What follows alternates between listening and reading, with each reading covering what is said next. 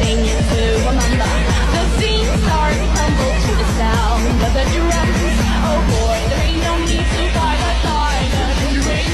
It ain't no big thing, just show her a little.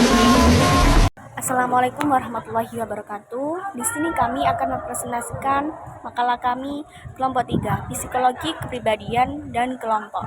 Untuk itu izinkan kami terlebih dahulu memperkenalkan diri. Saya Safira Mania Anggraini sebagai moderator dan ada juga Mbak Risma dan Mbak Ratna sebagai pemateri. Baik, langsung saja pemateri yang pertama yaitu teori kepribadian. Istilah ini berasal dari bahasa Yunani, yaitu persona yang berarti topeng dan personar yang artinya menembus. Dengan topeng yang dikenakan dan diperkuat dengan gerakan gerak-gerik dan apa yang diucapkan. Karakter dari tokoh yang diperankan tersebut dapat menembus keluar dalam arti dapat dipahami oleh para penonton. Selanjutnya akan disampaikan oleh Mbak Risma. Di sini saya akan menjelaskan tentang keragaman teori kepribadian. Yang pertama ada teori nativisme. Teori ini berorientasi pada biologis. Tokoh pelopor aliran nativisme yaitu Arthur Schopenhauer dari Jerman. Aliran nativisme berasal dari kata natus yang artinya lahir. Kemudian nativis yang artinya pembawaan yang ajarannya memandang manusia sejak lahir telah membawa sesuatu kekuatan yang disebut potensi dasar. Dengan kata lain, segala sesuatunya ditentukan oleh faktor-faktor yang dibawa sejak lahir. Jadi, perkembangan individu itu semata-mata dimungkinkan dan ditentukan oleh dasar turunan. Yang kedua, ada teori kognitif. Teori yang berfokus pada pemahaman tentang bagaimana manusia dapat memproses sebuah informasi, mengembangkan suatu pengetahuan, dan berpikir luas tentang dunia yang terdapat di sekitarnya.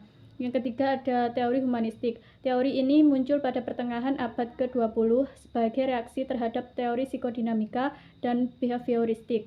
Para teoritikus humanistik seperti Carl Rogers dan Abraham Maslow meyakini bahwa tingkah laku manusia tidak dapat dijelaskan sebagai hasil dari konflik-konflik yang tidak disadari maupun sebagai hasil pengkondisian sederhana. Terima kasih.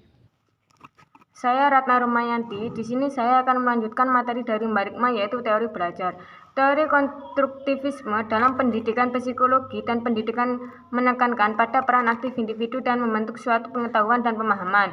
Dalam konteks pendidikan, teori konstruktivisme lebih menekankan pada proses pembelajaran yang bermakna aktif dan berpusat pada pemahaman yang mendalam. Pendekatan ini dapat mendorong siswa untuk menjadi pembelajar yang mandiri dan aktif serta mampu membangun konsep-konsep baru yang berdasar pada pengetahuan yang mereka miliki. Yang kelima yaitu teori psikodinamik. Teori psikodinamik adalah teori psikologi yang berupaya menjelaskan hakikat perkembangan tingkah laku kepribadian manusia. Menurut teori ini, tingkah laku manusia merupakan hal tenaga yang beroperasi di dalam pikiran yang sering tanpa disadari oleh individu. Menurut Freud meyakini sedikit ide-ide harapan-harapan dan impuls-impuls yang ada dalam diri individu dan yang menentukan tingkah laku mereka sebaliknya. Bagian dari pikiran yang lebih besar yang meliputi harapan-harapan, kekuatan, dorongan-dorongan yang bersifat instintif yang terdalam tetapi berada di bawah permukaan kesadaran. Yang keenam yaitu teori trait. Seperti halnya anak berusia muda senantiasa mencari label-label dengan apa ia dapat mengklasifikasi dunia, maka orang-orang dewasa juga melabel dan mengklasifikasi orang-orang berdasarkan ciri-ciri psikologi atau fisikal mereka. Orang banyak mengkritik teori-teori sifat karena dikatakan bahwa mereka bukanlah teori-teori real, dalam arti bahwa mereka tidak menerangkan bagaimana perilaku terjadi. Teori sifat sebagai besar mengakibatkan situasi-situasi pekerjaan itu sendiri, aktivitas-aktivitas pekerjaan. Terima kasih.